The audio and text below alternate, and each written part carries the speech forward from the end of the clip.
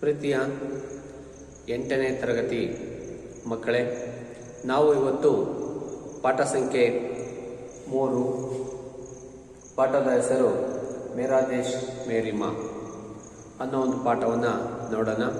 ಇದು ಒಂದು ಸಂಕಲಿತ ಪಾಠ ಆಗಿರುತ್ತದೆ. ಎಲ್ಲರೂ ಕೂಡ ಪುಸ್ತಕವನ್ನು ತೆಗೆದು ಪುಸ್ತಕವನ್ನು ನೋಡ್ಕೊಳ್ಳಿ. शत्रु से देश की रक्षा करना देशवासियों का परम पुनीत कर्तव्य होता है. लड़ाई में पीठ दिखाकर भगाना नहीं चाहिए.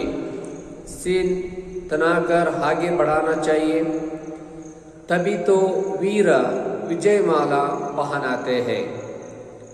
इस घटना से बच्चे में साहस और वीरता का भाव जगता है.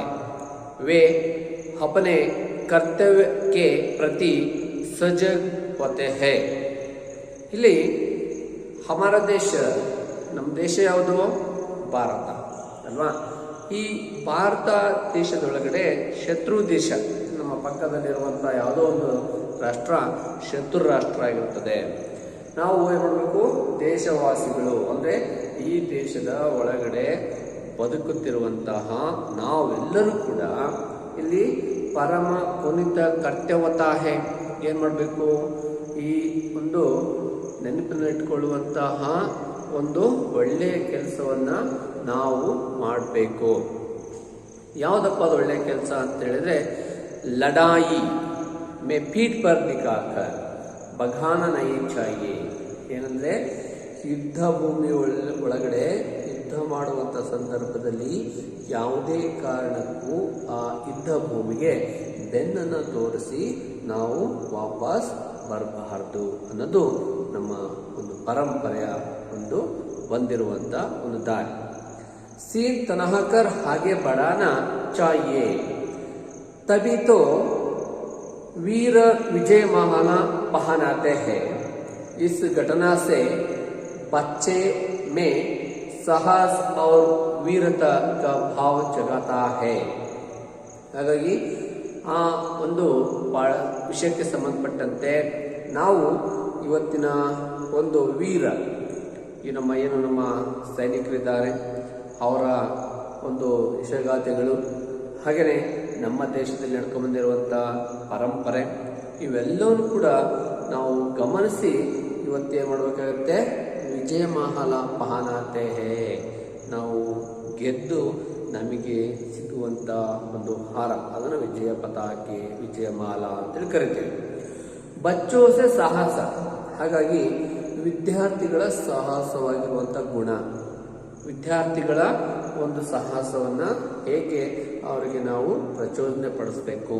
ಹಾಗೆಯೇ ವೀರತಾ ಭಾವ, ಅವರಿಗೆ ಒಂದು ದೇಶಾಭಿಮಾನಕ್ಕೆ, ಭಾಷಾಭಿಮಾನಕ್ಕೆ, ಗಡಿಗಳ ಅಭಿಮಾನಕ್ಕೆ ಹೇಗೆ ನಾವು ಅವರನ್ನು ಸಜ್ಜುಗೊಳಿಸಬೇಕು, ಅವರಲ್ಲಿ ಒಬ್ಬ ಸೈನಿಕನ ಥರ ನಾವು ಅವರನ್ನು ರೆಡಿ ಮಾಡಬೇಕು ದೇಶದ ರಕ್ಷಣೆಗಾಗಿ. ಭಾವ ಜಗಾತಾ ಹೈ, ಆ ಥರ ಒಂದು ಭಾವನೆಯನ್ನು ಇಲ್ಲಿ ಬೆಳೆಸುವಂಥ ಒಂದು ಪಾಠವನ್ನು ಇಲ್ಲಿ ಇಟ್ಟಿದ್ದಾರೆ ಮಕ್ಕಳೇ.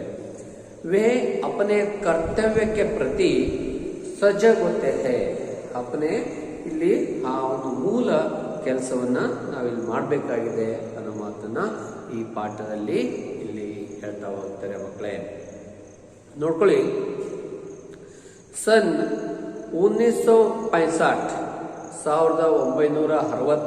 की एक शाम हर तरफ शांति का वातावरण था.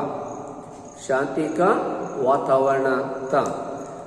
किसी तरह कोई अशांत नहीं थी.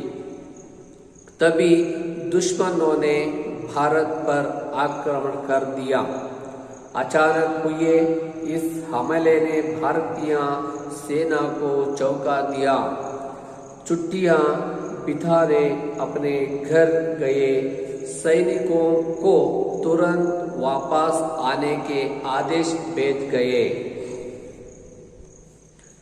छुट्टियां बिता रहे भारतीय सेना के ही एक मेजर को जब सूचना मिली तो जाने की तैयारी कर उन्होंने माँ के पैर छूकर प्रणाम किया। माँ का ममत्व जगा उठा, आंखों में आंसू भर गए और उन्हें बेटे को सीने से लगा लिया। मेजर का गला भी रुधा गई, पर तुरंत ही मातृभूमि का स्मरण हो गया। युद्ध भूमि को जाते हुए पुत्र के सिर पर हाथ रखा, आशीर्वाद देते हुए माँ ने कहा, बेटे, इस समय राष्ट्र रक्षा ही प्रत्येक भारतीय का सबसे बड़ा कर्तव्य है। जाओ और दृढ़ता से अपने कर्तव्य का पालन करो। याद रहे, भारतीय परंपरा सीने पर गोली खाने की है, पीठ पर नहीं है। हेलो मकड़े, युद्ध भीषण रूप से फैल जा रहा था। हिच्चंगिल नहर का मोर्चा भारतीय सेना के लिए चुनौती की दीवार बना खड़ा था। प्रश्न उठा, इस अवैध दीवार को तोड़ने की जिम्मेदारी कौन निभाएगा? क्या नीचे चित्र देखिए, हाथ में कार्य आसान नहीं था। सीधे मौत के साथ जूझना था, पर वीर कभी मौत के भय से रुके हैं। तुरंत एक वीर ने इसका दायित्व स्वीकार कर लिया। एक गांव से आए हुए वही मेजर थे। मौत की परवाह किए बिना मेजर ने मोर्चा संभाल लिया। वे धीरे धीरे आगे बढ़ाने लगे। दिल दहलाने वाली गोलियों का शेर खानों के पर्दा को फड़ाने की कोशिश कर रहा था। मेजर पर देशभक्ति का जोश पूरी तरह छाया हुआ था। मौके का इंतजार किया जाए, इतना समय भी नहीं था, इसलिए वे गड़गड़ गोली भरी खाते हुए दुश्मन के ठोकों को दोस्तों करते आगे बढ़ रहे थे। तभी दुश्मन की कोई गोलियां की साथ सनसनाती हुई और मेजर के हाथ व पेट में घुसा गई। मगर भारतीय परंपरा सीने पर गोली खाने की है, पीठ पर नहीं। माँ के ये शब्द प्रेरणा दे रहे थे। वे छोटा की परवाह किए भयंकर आगे बढ़ते रहे और गोलियां आहा कर उनके सीने में घुसाती गई। स्थिति को समझाते हुए उनको पीछे हटाने का आदेश जारी किया गया, पर मेजर के कदम रुके नहीं। दुश्मन के सारे ठोकों को दोस्तों कर विजयश्री को गले लगाकर ही उन्होंने दम लिया। तुरंत ही अमृतसर के सैनिक अस्पताल में उन्हें लाया गया, पर तब तक पूरा सीना गोलियां से चिलानी हो चुका था। हृदय गले से अधिकारियों ने पूछ, आपकी कोई अंतिम इच्छा है? गोलियां सीने में कसक रही थी, पर मेजर ने चेहरे पर मुस्काना लाते हुए कहा, हाँ है, मेरी माँ तक संदेश पहुंचा देना। तुम्हारे बेटे ने गोलियां सीने पर ही खाई है, पीठ पर नहीं।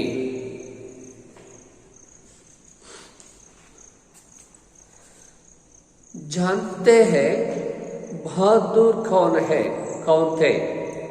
हे भारतीय सेना के अफसर मेजर आशाराम त्यागी थे, जिन्होंने मां के वचनों का पालन करते हुए अपनी मातृभूमि की रक्षा के लिए प्रेरणा की बजी लगा दी। दीपक बुझा गए, पर उसकी अमर ज्योति युगों तक देशभक्तों को राह दिखाती रहेगी। छात्र ನಾವೀಗ ಮೇರಾ ದೇಶ್ ಮೇರಿ ಮಾ ಕಹಾನಿಯನ್ನು ವಾಚನ ಮಾಡಿದ್ದೇವೆ. ಇದರ ಒಂದು ಸಂಪೂರ್ಣವಾಗಿರುವಂಥ ಅರ್ಥವನ್ನು ನೋಡ್ತಾ ಹೋಗೋಣ. ಸಾರಾಂಶ ಹಿಂದಿ ಮೇ ಪಡ್ತಾ ಹೂँ, ಧ್ಯಾನ್ से किताब देखो.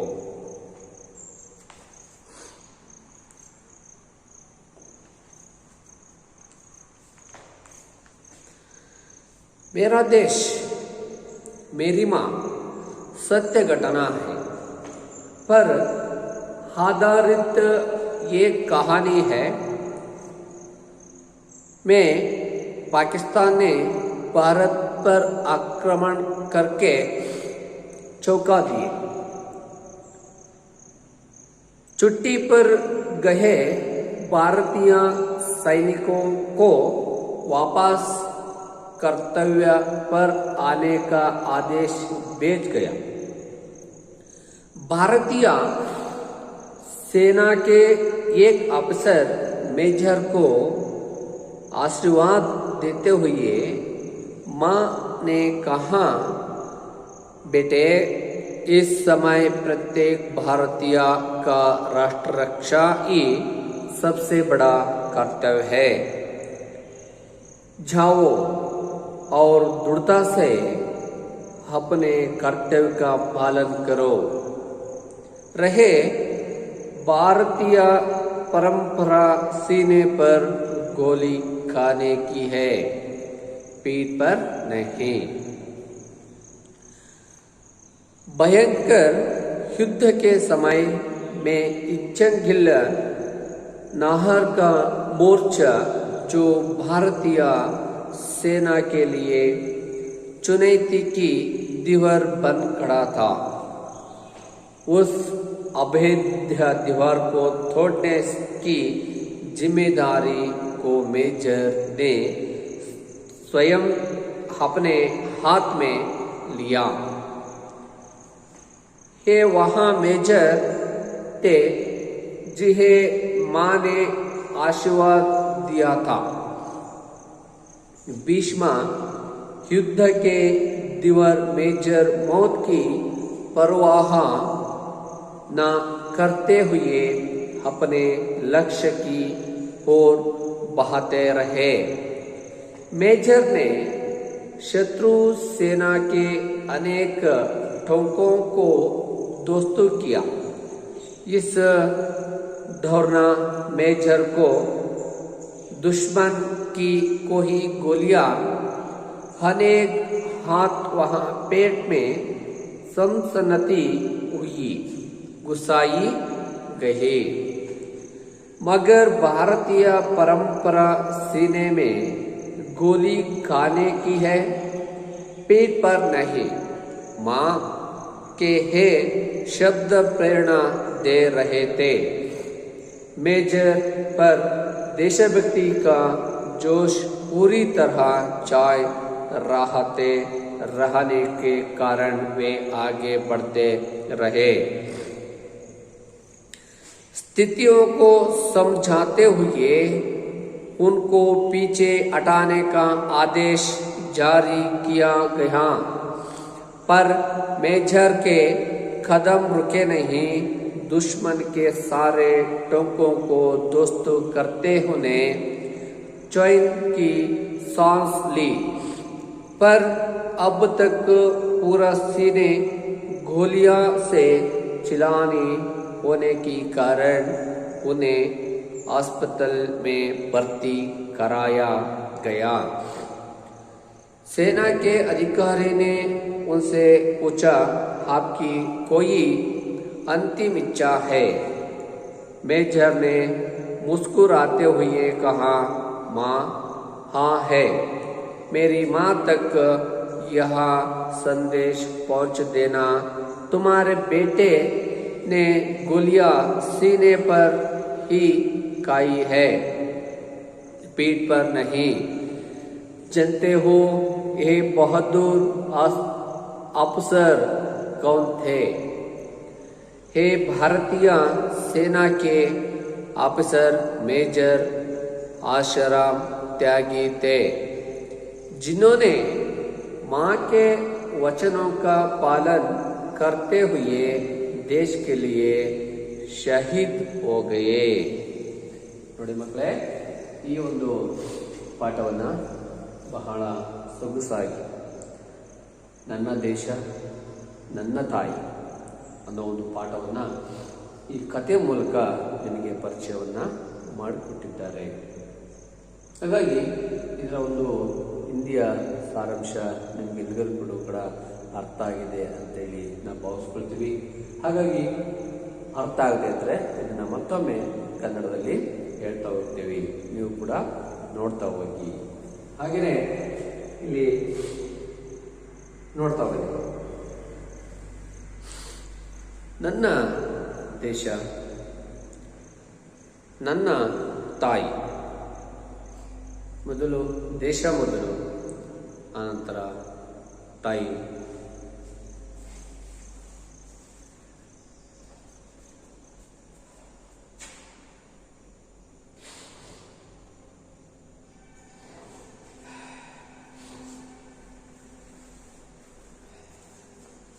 ಹಾಗಾಗಿ ಇದು ಒಂದು ವೀರ ಸೈನಿಕನ ಕತೆ.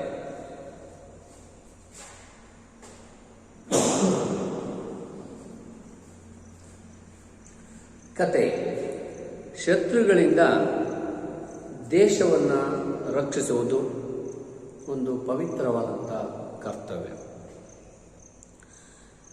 ಯುದ್ಧಕ್ಕೆ ಹೆದರಿ ಓಡಿ ಹೋಗಬಾರದು, ಧೈರ್ಯದಿಂದ ಮುನ್ನುಗ್ಗಬೇಕು. ಆಗಲೇ ವೀರ ಸೈನಿಕರ ವಿಜಯಮಾಲೆ ಧರಿಸಲು ಸಾಧ್ಯವಾಗುತ್ತದೆ. ಮಕ್ಕಳು ಸಾಹಸ ಹಾಗೂ ಶೌರ್ಯದ ಈ ಕಥೆಯ ಘಟನೆ ಮುಖಾಂತರ ತಮ್ಮ ಕರ್ತವ್ಯದ ಬಗ್ಗೆ ಎಚ್ಚರಗೊಳ್ಳುತ್ತಾರೆ.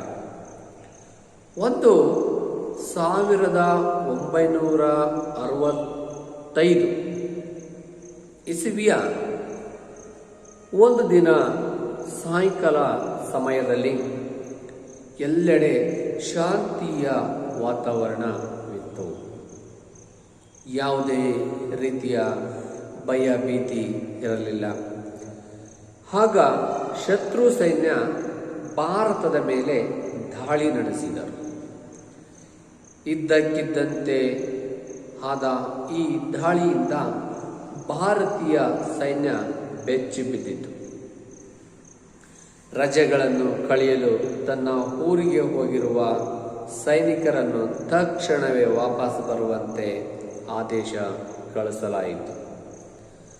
ರಜೆಗಳನ್ನು ಕಳೆಯಲು ಬಂದಿದ್ದಂತಹ ಭಾರತೀಯ ಸೇನಾ ಅಧಿಕಾರಿ ಮೇಜರ್ ಈ ಸೂಚನೆಯನ್ನು ತಿಳಿದು ಹೊರಡಲು ಸಿದ್ಧನಾಗಿ ತನ್ನ ತಾಯಿಯ ಪಾದಗಳನ್ನು ಸ್ಪರ್ಶಿಸಿ ನಮನ ಸಲ್ಲಿಸಿದರೂ ತಾಯಿಯಲ್ಲಿರುವ ಮಮತೆ ಭಾವನೆ ಜಾಗೃತಿ ಮೂಡಿಸಿತು. ನೋಡಿ ಮಕ್ಕಳು, ನಮ್ಮ ಭಾರತ ದೇಶದಲ್ಲಿ ಒಂದು ಸಂಸ್ಕೃತಿ ಇದೆ, ಕಲ್ಚರ್.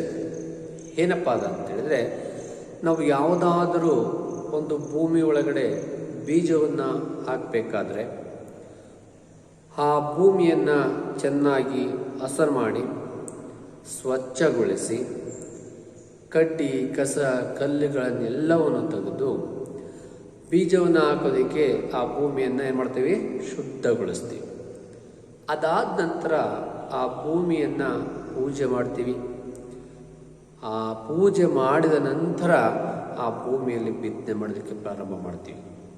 ಹಾಗೆ ಅಲ್ಲಿ ಎಷ್ಟು ಭೂಮಿಗೆ ನಾವೊಂದು ಗೌರವ ಸ್ಥಾನವನ್ನು ಕೊಡ್ತೇವೋ ಅದೇ ರೀತಿಯಾಗಿ ನಮ್ಮ ತಾಯಿಗೂ ಕೂಡ ನಾವು ಯಾವುದಾದ್ರು ದೂರದ ಪ್ರದೇಶಕ್ಕೆ ಹೋಗಬೇಕಾದ್ರೆ ಅಥವಾ ಒಂದು ಯುದ್ಧ ಭೂಮಿಗೆ ಹೋಗಬೇಕಾದ್ರೆ ನಮ್ಮ ಒಂದು ಕಲ್ಚರ್ ಸಂಸ್ಕೃತಿ ಹೇಗಿದೆಪ್ಪ ಅಂತ ಹೇಳಿದರೆ, ಮಗ ತಾಯಿಯ ಕಾಲಿಗೆ ಆಶೀರ್ವಾದವನ್ನು ಶಿರಬಾಗಿ ಬಗ್ಗಿ ಆಶೀರ್ವಾದವನ್ನು ಪಡೆದು ತಾಯಿಯ ಸಂದೇಶವನ್ನು ಅವನು ಮನದಾಳದಲ್ಲಿ ಇಟ್ಟುಕೊಂಡು ಆ ತಾಯಿಯ ಸಂದೇಶಕ್ಕೆ ಅನುಗುಣವಾಗಿ ಕೆಲಸ ಮಾಡುವಂಥದ್ದು ನಮ್ಮ ಒಂದು ಲಕ್ಷಣ. ಹಾಗಾಗಿ ತಾಯಿ ಮತ್ತು ತಾಯ್ನಾಡು ಇವೆರಡನ್ನೂ ಕೂಡ ಬಹಳ ಜವಾಬ್ದಾರಿಯುತವಾಗಿ ನಾವು ಅದನ್ನೇ ಮಾಡಬೇಕು, ರಕ್ಷಣೆ ಮಾಡಬೇಕು. ತಾಯಿ ಹೇಳ್ತಾಳೆ, ನಾವು ದೇಶವನ್ನು ಚೆನ್ನಾಗಿ ಇಟ್ಕೊಂಡ್ರೆ ನಮ್ಮ ಮನೆ, ನಮ್ಮ ತಾಯ್ನಾಡು, ತಾಯಿ ಎಲ್ಲರೂ ಕೂಡ ಆರೋಗ್ಯವಾಗಿರೋದಕ್ಕೆ ಸಾಧ್ಯ. ಹಾಗಾಗಿ ಇಂಥ ಒಂದು ಪರಂಪರೆಯಿಂದ ಬಂದಿರುವಂಥ ನಾವೆಲ್ಲ ಭಾರತೀಯರು ಧನ್ಯರು ಮತ್ತು ಪುಣ್ಯವಂತರು ಅಂತೇಳಿ ಕೂಡ ಕರಿತೀವಿ. ಹಾಗಾಗಿ ತಾಯಿ, ಅವ್ವ, ಅಮ್ಮ ಅಂತೇಳಿ ಬೇರೆ ಬೇರೆ ಭಾಷೆಗಳಿಂದ ನಾವು ತಾಯಿಯನ್ನು ಕರಿತಾ ಹೋಗ್ತೀವಿ. ಹಾಗಾಗಿ ನಾವು ಎಲ್ಲೇ ವಾಸ ಮಾಡಿದರೂ ಕೂಡ, ನಾವು ಏನೇ ಹೇಗೆ ಇದ್ರೂ ಕೂಡ ನಮ್ಮ ಹಿತವನ್ನು ಬಯಸುವುದು ಮೊದಲು ತಾಯಿ. ತಾಯಿ ಬಿಟ್ಟರೆ ಯಾರು ಕೂಡ ನಮ್ಮ ಹಿತವನ್ನು ಬಯಸೋದಿಲ್ಲ. ಹಾಗೆ ನಮ್ಮ ಭಾರತ ದೇಶದಲ್ಲೂ ಕೂಡ ನಾವು ಕಾಶ್ಮೀರದಿಂದ ಕನ್ಯಾಕುಮಾರಿ ತನಕ ಯಾವುದೇ ಒಂದು ಭಾಗದಲ್ಲಿ ವಾಸ ಮಾಡಿದ್ರು ಕೂಡ ಅದಕ್ಕೆ ನಮ್ಮ ಭಾರತಾಂಬೆಯ ಅಲ್ಲಿ ಕೂಡ ಒಂದು ತಾಯಿಯ ಒಂದು ಸ್ಥಾನಮಾನಗಳನ್ನು ಆ ನೆರಳಿನಲ್ಲಿ ನಾವು ಜೀವನವನ್ನು ಮಾಡ್ತಾ ಇರ್ತೀವಿ. ಯುದ್ಧ ಭೂಮಿಗಳು ಗೊತ್ತಿದೆ ಮಕ್ಕಳ ನಿಮಗೆ. ಹಿಂದೆ ರಾಜ ಮತ್ತು ಕಾಲದಲ್ಲಿ ನಡೆದಿರುವಂಥ ಯುದ್ಧಗಳು ಹೇಗಿದ್ದವಪ್ಪ ಅಂತ ಹೇಳಿದರೆ, ನೀವು ಸಾಮಾನ್ಯವಾಗಿ ಪೌರಾಣಿಕ ನಾಟಕಗಳು, ಪೌರಾಣಿಕ ಧಾರಾವಾಹಿಗಳು ನೋಡಿದರೆ ಗೊತ್ತಾಗುತ್ತೆ. ಈಗ ಹಳೆ ಸಿನಿಮಾಗಳು ಯುದ್ಧ ಅಂದ ತಕ್ಷಣ ಎರಡೂ ರಾಜರು ಒಂದು ಸಂದೇಶವನ್ನು ಕಳಿಸಿ ಯುದ್ಧಕ್ಕೆ ಒಂದು ಸ್ಥಳ ಮತ್ತು ಒಂದು ದಿನಾಂಕವನ್ನು ನಿಗದಿ ಮಾಡಿ ಆ ದಿನಾಂಕಕ್ಕೆ ತಕ್ಕಂತೆ ಎರಡೂ ಸೈನ್ಯ ಅಲ್ಲಿ ಸೇರಿ ಆ ಒಂದು ಕಹಳೆಯನ್ನು ಊದೋದ್ರ ಮುಖಾಂತರ ಆ ರಾಜನ ಆದೇಶ ಮೇರೆಗೆ ಒಂದು ಕಹಳೆಯನ್ನು ಊದೋದ್ರ ಮುಖಾಂತರ ಯುದ್ಧವನ್ನು ಸ್ಟಾರ್ಟ್ ಮಾಡ್ತಾ ಇತ್ತು. ಯುದ್ಧ ಹೇಗೆ ನಡೀತಾ ಇತ್ತು ಅಂದರೆ ಶಾಂತಿಯುತವಾಗಿ, ಅಂದರೆ ಮುಖಾಮುಖ ಪೇಸ್ ಟು ಪೇಸ್ ಅಂತೇಳಿ ಕರಿತವಲ್ಲ, ಬೆನ್ನಿಗೆ ಬಂದು ಚೂರಿ ಹಾಕುವಂಥ ಕೆಲಸವನ್ನು ಮಾಡ್ತಿರಲಿಲ್ಲ. ಹಾಗಾಗಿ ನೇರವಾಗಿರುವಂಥ ಯುದ್ಧಗಳನ್ನು ಮಾಡ್ತಾ ಇದ್ರು. ಹಾಗೆ ಇವತ್ತು ನೋಡ್ತಿದ್ದೇವೆ, ಅವತ್ತಿನ ಯುದ್ಧಗಳಿಗೂ ಇವತ್ತಿನ ಯುದ್ಧಗಳಿಗೂ ಸ್ವಲ್ಪ ವ್ಯತ್ಯಾಸಗಳಿದೆ. ಇವತ್ತಿನ ಯುದ್ಧಗಳಲ್ಲಿ ಯಾವ ದೇಶ ಯಾವಾಗಾದ್ರೂ ಇನ್ನೊಂದು ದೇಶದ ಮೇಲೆ ದಾಳಿಯನ್ನು ಮಾಡ್ಬೋದು. ಯಾವುದೊಂದು ವಿಷಯ, ಭಾಷೆಗಿರ್ಬೋದು, ಭೂಮಿಗಿರ್ಬೋದು, ನೀರಿಗಿರ್ಬೋದು, ಎನಿವನ್ ಯಾವುದೇ ಒಂದು ವಿಷಯವನ್ನು ಇಟ್ಟುಕೊಂಡು ನಮ್ಮ ಮೇಲೆ ಆಕ್ರಮಣ ಮಾಡ್ಬೋದು, ಅಥವಾ ವಿಮಾನದ ಮೇಲೆ ಒಂದೊಂದು ಬಾಂಬುಗಳ ಸುರಿಮಳೆಯನ್ನು ಹಾಕ್ಬೋದು.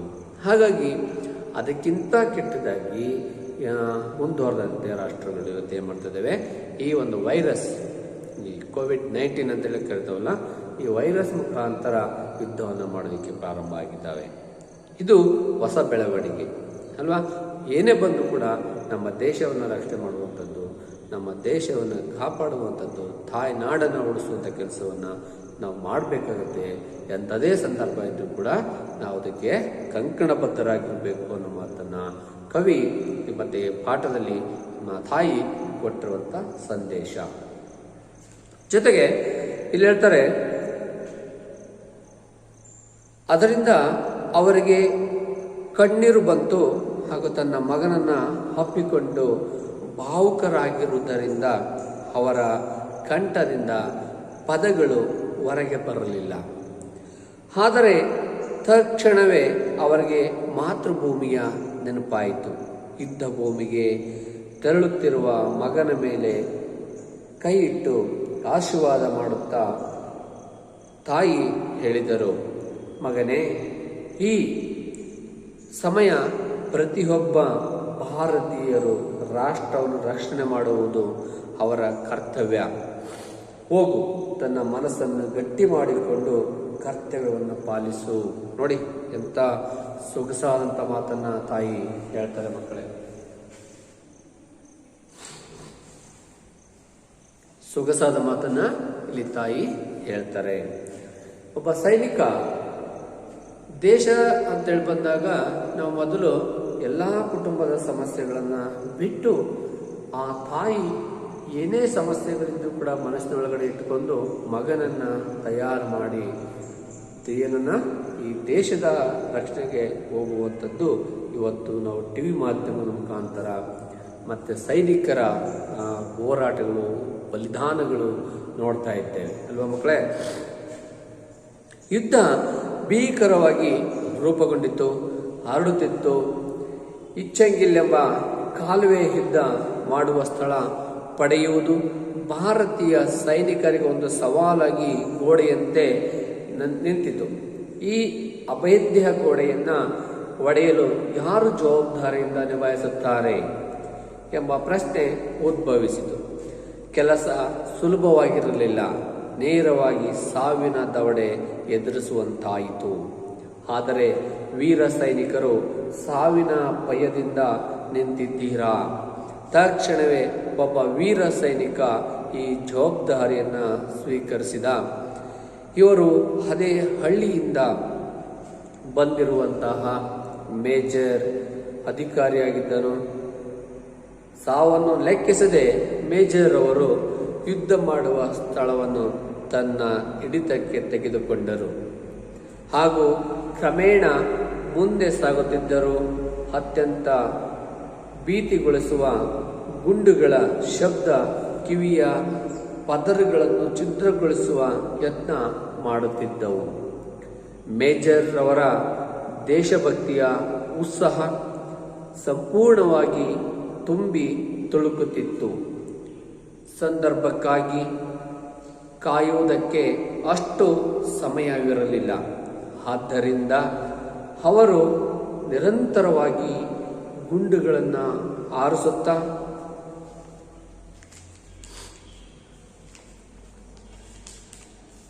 ಶತ್ರುಗಳ ಪಡೆಯ ಟ್ಯಾಂಕ್ಗಳನ್ನು ಧ್ವಂಸ ಮಾಡುತ್ತಾ ಮುನ್ನುಗ್ಗುತ್ತಿದ್ದರು. ಆವಾಗಲೇ ಶತ್ರು ಸೈನ್ಯದ ಹಲವಾರು ಗುಂಡುಗಳು ಒಮ್ಮೆಯೇ ಮೇಜರ್ ಅವರ ಕೈ ಮತ್ತು ಹೊಟ್ಟೆಗೆ ತಗುಲಿದವು. ಆದರೆ ನಮ್ಮ ಭಾರತೀಯ ಪರಂಪರೆಯಂತೆ ಶತ್ರುಗಳು ಧೈರ್ಯದಿಂದ ಎದುರಿಸುತ್ತಾರೆ, ಬೆನ್ನು ತೋರಿಸಿ ಓಡಿ ಹೋಗುವುದಿಲ್ಲ. ತಾಯಿ ಈ ನುಡಿಗಳು ಮೇಜರನ್ನ ಪ್ರೇರೇಪಿಸುತ್ತಿದ್ದವು. ಅವರು ಗಾಯವನ್ನು ಲೆಕ್ಕಿಸದೆ ಮುನ್ನುಗ್ಗುತ್ತಿದ್ದರು. ಶತ್ರು ಸೈನ್ಯದ ಗುಂಡುಗಳು ಅವರ ಎದೆಗೆ ಸತತವಾಗಿ ತಗುಲುತ್ತಿದ್ದವು. ಈ ಸ್ಥಿತಿಯನ್ನ ಅರಿವು ಮಾಡಿಕೊಂಡು ಅವರನ್ನ ಹಿಂದೆ ಸರಿಯಲು ಆದೇಶ ಜಾರಿ ಮಾಡಲಾಯಿತು. ಆದರೆ ಮೇಜರ್ ಅವರು ನಿಲ್ಲದೆ ಮುಂದೆ ಸಾಗುತ್ತಿದ್ದರು. ಎಲ್ಲ ಟ್ಯಾಂಕ್ಗಳು ಧ್ವಂಸ ಮಾಡಿ ವಿಜಯಶ್ರೀಯನ್ನು ಪಡೆದು ಸಮಾಧಾನ ತಂದುಕೊಂಡರು. ತಕ್ಷಣವೇ ಅಮೃತಸರ್ ಸೈನಿಕ ಆಸ್ಪತ್ರೆಗೆ ಅವರನ್ನ ತರಲಾಯಿತು. ಆದರೆ ಈಗ ಅವರ ಎದೆಗೆ ಬಹಳಷ್ಟು ಗುಂಡುಗಳು ತಗುಲಿದ್ದವು. ನೊಂದಿರುವ ಧ್ವನಿಯಲ್ಲಿ ಅಧಿಕಾರಿಗಳು ಅವರನ್ನು ಕೇಳಿದರು, ನೀವು ನಿಮ್ಮದು ಯಾವುದಾದರೂ ಕೊನೆ ಆಸೆ ಇದೆಯೇ? ಎದೆಗೆ ತಾಗಿರುವ ಗುಂಡುಗಳನ್ನು ಮೇಜರ್ ಅವರಿಗೆ ನೋವುಂಟು ಮಾಡುತ್ತಿದ್ದರೂ ಸಹ ಮುಗುಳ್ನಗುತ್ತಾ ಹೇಳಿದರು, ಹೌದು ಹೌದು ಇದೆ. ನಿನ್ನ ಮಗ ಶತ್ರುಗಳನ್ನು ಧೈರ್ಯದಿಂದ ಎದುರಿಸಿದ್ದಾನೆ, ಬೆನ್ನು ತೋರಿಸಿ ಓಡಿ ಹೋಗಿಲ್ಲ ಎಂಬ ಈ ಸಂದೇಶವನ್ನು ನನ್ನ ತಾಯಿಯವರಿಗೆ ತಿಳಿಸಿ ಈ ಬಹದ್ದೂರ್ ಅಧಿಕಾರಿ ಯಾರು ಎಂದು ಗೊತ್ತೇ? ಇವರು ಭಾರತೀಯ ಸೈನ್ಯದ ಅಧಿಕಾರಿ ಮೇಜರ್ ಆಶರಂ ತ್ಯಾಗಿ ಅವರು ಆಗಿದ್ದರು. ಇವರು ತಾಯಿಗೆ ಕೊಟ್ಟಿರುವ ಮಾತುಗಳನ್ನು ಪಾಲಿಸುತ್ತಾ ತನ್ನ ಮಾತೃಭೂಮಿಯ ರಕ್ಷಣೆಗಾಗಿ ತನ್ನ ಪ್ರಾಣವನ್ನು ಸಮರ್ಪಿಸಿದರು. ದೀಪ ಹಾರಿ ಹೋಯಿತು, ಆದರೆ ಅದರ ಅಮರವಾದ ಜ್ಯೋತಿಯ ಬೆಳಕು ಯುಗಗಳವರೆಗೆ ದೇಶದ ಭಕ್ತರ ದಾರಿಯಾಗಿ ಕಾಣ್ತಾ ಇರುತ್ತೆ ಮಕ್ಕಳೇ. ಹಾಗಾಗಿ ಈ ಒಂದು ದೇಶಭಕ್ತಿಯನ್ನು ನೀವು ಮೈಗೂಡಿಸ್ಕೊಳ್ಳಿ.